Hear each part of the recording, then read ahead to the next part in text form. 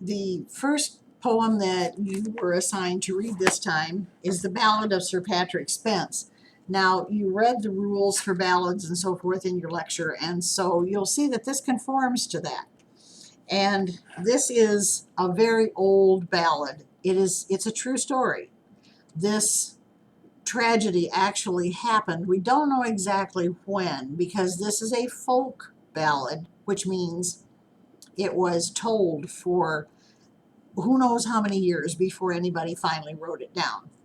So it is the interpretation of a historic event that a poet felt was important enough to create a poem about it.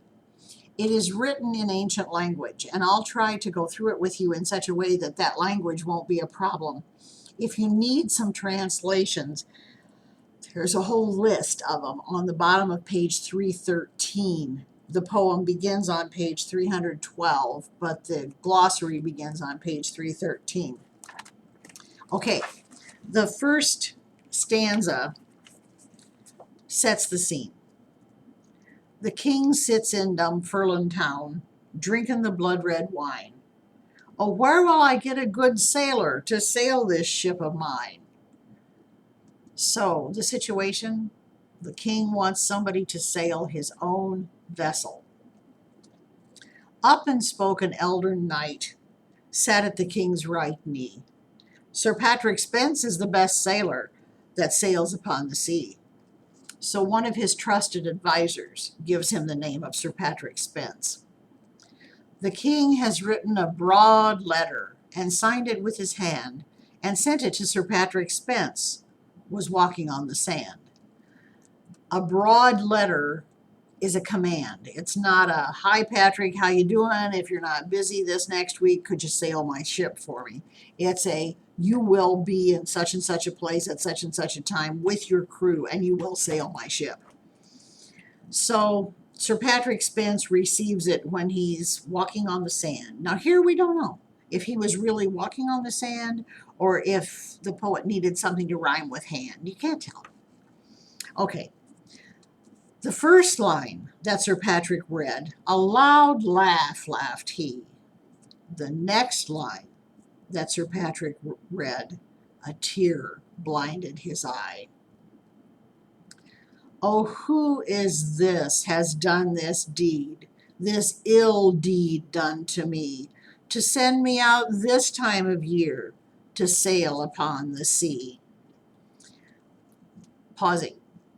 At a certain time of the year in the North Sea, which is where all of this would have taken place, there are horrible storms, and more ships were sunk than came back to port. So generally speaking, they just didn't sail during that stormy time of the year. Apparently the king had something pretty important on that ship to send Sir Patrick and his crew out at that time of year. So Patrick is bemoaning the fact that he has been commanded to do something that he knows better than to do. But he's been commanded. So in line 21, he says, make haste, my merry men all, our good ship sails the morn. One of his sailors replies, oh, say not so, my master dear, for I fear a deadly storm.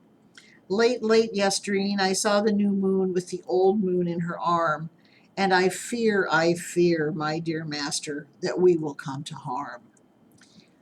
One of his most experienced sailors has seen an omen in the sky, the new moon with the old moon within the crescent. And that is a sure sign of bad weather and storms. Line 29. Oh, our Scots nobles were right loath to wet their cork-heeled shoes, but long o'er all their play were played, their hats they swam above. So the sailors who were going to go on this vessel didn't want to get their shoes wet and ended up getting wet above their heads.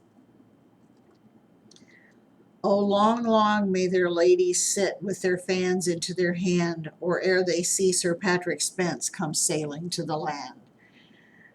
This shifts the scene here. We go now back to the ladies who are waiting for the sailors to come home, and the poet says they're going to sit there a long time and wait before Sir Patrick Spens and his men return.